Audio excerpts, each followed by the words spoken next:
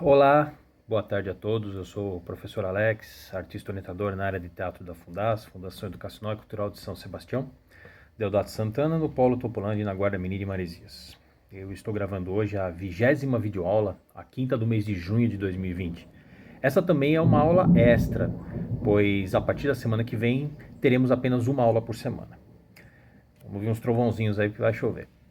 Na última aula, falamos sobre a história das encenações nos séculos XVIII, XIX e XX, e hoje iniciaremos a influência artística da peça Romeu e Julieta, começando com música, pela música. Cerca de 24 óperas foram inspiradas em Romeu e Julieta. A mais antiga, Romeo and Julie, de 1776, um Singspiel, que é uma forma de drama musical em alemão, tida como um subgênero da ópera, de George Benda, omite muito da ação da peça teatral e a maioria de seus personagens, e tem um final feliz. É remontada ocasionalmente, e a mais conhecida é a de Gounod, de 1887, Romeo et Juliette, texto de Jules Barbier e Michael Carré. Um triunfo em termos de crítica quando foi apresentada pela primeira vez, e ela é sempre remontada até os dias de hoje. Bom, a Capulet e a Montec, de Vincenzo Salvatore Bellini, é sempre apresentada de tempos em tempos, mas ela é, às vezes, depreciada por causa de suas notórias liberdades com Shakespeare. Entretanto, Bellini e seu libretista, o Felice Romani, trabalharam a partir de fontes italianas, principalmente o libreto de Romani para uma ópera de Nicola Vaccai, ao invés de adaptar diretamente da peça de Shakespeare. Romeo et Juliette, de Berlioz, é uma sinfonia dramática, uma obra faraônica com 3 partes para vozes mistas, coro e orquestra, que estreou em 1839. A abertura Fantasia de Tchaikovsky, de 1869, revisada em 1870 e posteriormente em 1880, é um longo poema sinfônico que contém a famosa melodia conhecida como Tema do Amor. A invenção de Tchaikovsky de repetir o mesmo tema musical no baile, na cena do terraço, no quarto de Julieta e na tumba foi usada por diretores que o seguiam. Temos, por exemplo, o tema do amor de Nino Rota, um compositor italiano conhecido por suas composições para o cinema, e é usado de modo semelhante no filme de 1968 sobre a peça, como também no filme de 1966. Outros compositores clássicos influenciados pela peça incluem Svendsen, de 1876, Delius, de 1899 a 1901 e Steinhammer, de 1922. Bom, a mais conhecida versão para o balé é o Romeu e Julieta de Prokofiev, um compositor russo. Originalmente designada para o balé Kirov, ela foi rejeitada por eles. E quando Prokofiev tentou escrever um final feliz, foi rejeitada novamente pela natureza experimental de sua música. Posteriormente, adquiriu imensa reputação e foi coreografada por John Cranko em 1962 e Kenneth Macmillan em 1965, dentre outros. A peça influenciou várias obras do jazz, incluindo Forever, de Peggy Lee, e Suck With Thunder, de Duke Ellington, que contém uma peça intitulada The Star-Crossed Lovers, na qual o casal é representado por saxofones altos e tenores. Críticos observaram que os saxofones de Julieta dominam a peça, em vez de oferecerem uma imagem de igualdade. A peça tem influenciado frequentemente a música popular, incluindo obras do grupo The Supremes, de Bruce Springsteen, Tom Waits e Lou Reed. A mais famosa trilha desse tipo é a canção Romeo and Juliet, do grupo Dire Straits. A mais famosa adaptação para o teatro musical é a West Side Story, com músicas de Leonard Bernstein e letra de Stephen Sondheim. Debutou na Broadway em 1957 e no West End em 1958 e se tornou um filme popular em 1961. Esta versão atualizou a peça para Nova York da metade do século XX e as famílias guerreiras para gangues raciais. Outras adaptações musicais incluem o rock musical de 1999, William Shakespeare's Romeo and Juliet, de Terence Mann, com parceria de Jerome Corman, Romeo et Juliet, de La Haine à l'amour, de Gerard Brzezowicz, de 2001, e Giulietta et Romeo, de Ricardo Cocciante, de 2007. Bom, essa foi um pouco da música, né? Agora vamos falar sobre literatura e arte. Romeu e Julieta atribuiu uma profunda influência na literatura posterior a ela. Anteriormente, contudo, a trama nunca tinha sido vista como digna de tragédia. Nas palavras de Harold Bloom, Shakespeare inventou a forma pelo qual o elemento sexual ficou associado com o elemento erótico quando atravessa as sombras da morte. Das obras de Shakespeare, Romeu e Julieta têm gerado as mais variadas adaptações, sejam em trabalhos produzidos em versos narrativos ou em prosa, e também em drama, ópera, orquestra e balé, cinema, televisão e pintura. Na língua inglesa, a palavra Romeu se tornou sinônimo de amante masculino. Romeu e Julieta foi parodizada na época de Shakespeare. Em As Duas Furiosas Mulheres de Ambigdon, de 1598, de Henry Porter, e em Blurt, Master Constable, de 1607, de Thomas Dekker. Existe a cena da varanda, onde uma heroína diz palavras indecentes.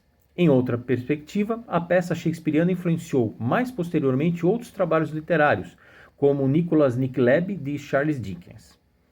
Em Portugal, Camilo Castelo Branco publicou em 1862 Amor e Perdição, considerado uma espécie de Romeu e Julieta lusitano. Talvez isso se deva pelo fato da obra pertencer ao ultrarromantismo português, tendo similaridades com a peça shakespeariana no sentido de narrar a inimizade entre as famílias de Simão e Teresa, que se amam perdidamente e acabam tendo um fim trágico. Exatamente 10 anos após a publicação de Amor e Perdição era publicado Inocência, romance regionalista do brasileiro Visconde de Taunay, que possui muitas conexões com a obra de Castelo Branco, como a personagem Inocência ter sido inspirada em Teresa. A obra de Taunay, além de abrir cada capítulo com citações de Goethe, Rousseau, Cervantes, Ovídio, Molière, Walter Scott, Eurípides e do próprio Shakespeare, é frequentemente chamada de Romeu e Julieta sertanejo. Tanto o livro de Taunay como o livro de Castelo Branco possuem estruturas semelhantes à peça de Shakespeare. Os protagonistas participam de um amor recíproco, porém impossível, e além de terminarem num final trágico, possuem a ajuda de uma terceira pessoa que querem vê-los juntos. No Brasil, em 1978, foi lançada uma versão paródica da Turma da Mônica, Mônica e Cebolinha no Mundo de Romeu e Julieta, que foi publicada em quadrinhos, teatro, televisão, inclusive em LP. Para quem não sabe o que é LP, é aquele famoso bolachão. De todas as obras de Shakespeare, a peça dos dois amantes é um dos seus trabalhos que mais foram ilustrados. A primeira ilustração conhecida da peça foi uma xilografura, que é uma técnica de gravura que usa madeira como matriz, retratando a cena do túmulo, que talvez pertencesse a Elisha Kirschkau, cuja primeira impressão foi a de 1709 numa edição das peças de William Shakespeare, produzidas por Nicholas Howe. No século XVIII, a Galeria Boydell Shakespeare encomendou 5 pinturas da peça que retratassem cada um dos 5 atos da trama. No século XIX, a moda de produzir encenações teatrais pictoriais levou às direções que se inspirassem nas pinturas produzidas especialmente para as cenas da peça, que, em sua vez, influenciou pintores a desenharem atores e cenas de teatro. No século XX, os ícones visuais da peça derivam das produções cinematográficas famosas. No cinema, Romeu e Julieta talvez seja a peça mais transportada para as estruturas cinematográficas de todos os tempos. As mais famosas produções foram de 1936, de George Cukor, que ganhou mais de um Oscar, a de 1968, do diretor Franco Zeffirelli, e Romeu mais Julieta, de Baz Luhrmann. Essas duas últimas foram, em sua época, as produções que tratavam de Shakespeare que mais bateram recordes de vendas. Romeu e Julieta foi filmada pela primeira vez na era do cinema mudo por Georges Méliès, embora seu vídeo esteja perdido até hoje em dia. A primeira versão cinematográfica da peça no cinema falado foi em The Hollywood Review of 1929, onde John Gilbert e Norma Shearer interpretavam a cena da sacada. Shearer e Leslie Howard, com mais de 75 anos na soma de suas idades, desempenharam os amantes adolescentes na versão de 36, e tanto o público quanto os críticos reprovaram tal versão. Os críticos consideraram o filme muito artificial, ficando de fora, assim como o filme Sonhos de uma Noite de Verão havia ficado um ano antes, em 1935, fazendo Hollywood abandonar as adaptações de Shakespeare por uma década. Renato Castellani ganhou o Leão de Ouro no Festival de Veneza por sua versão em 1954. Laurence Harvey, como Romeu, já era um ator experiente nas telas. Susan Stanton, contudo, como Julieta, era uma secretária anônima descoberta pelo diretor, que se disse interessado em contratá-lo. O estudioso Stephen Orgel descreveu Romeu e Julieta de 68, do diretor Franco Zeffirelli, como cheio de beleza e juventude, com câmeras e luzes exuberantes que contribuíram para a impressão da energia e da boa aparência da peça. Nesse filme, os protagonistas Leonard Whiting e Olivia Hussey já eram atores experientes, e Zeffirelli foi bastante elogiado por essa produção, principalmente na cena do duelo, onde a fanfarronice fica fora de controle.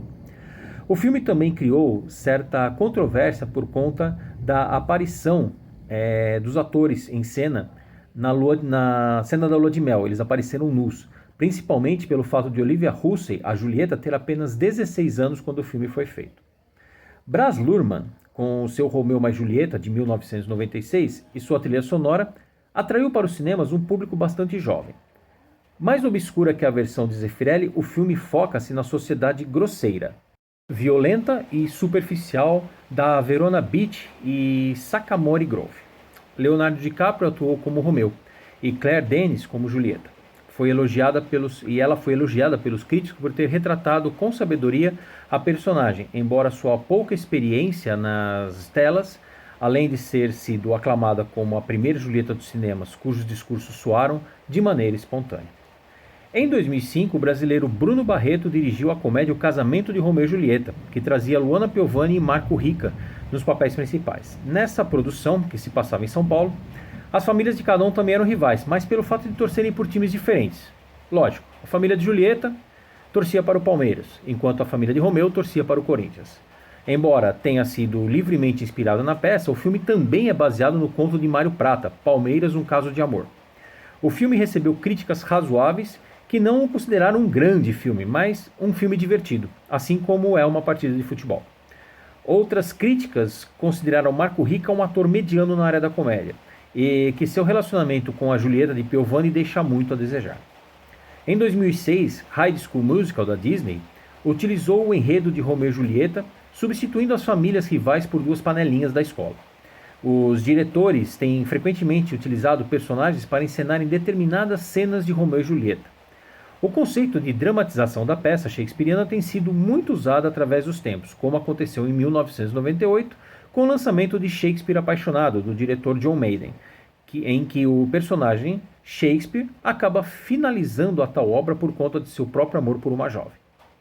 Bom, hoje nós encerramos a influência artística e na próxima aula falaremos sobre os indícios históricos, encerrando assim sobre Romeu e Julieta. E iniciaremos a história da peça Sonhos de uma Noite de Verão. Uma boa tarde e até lá!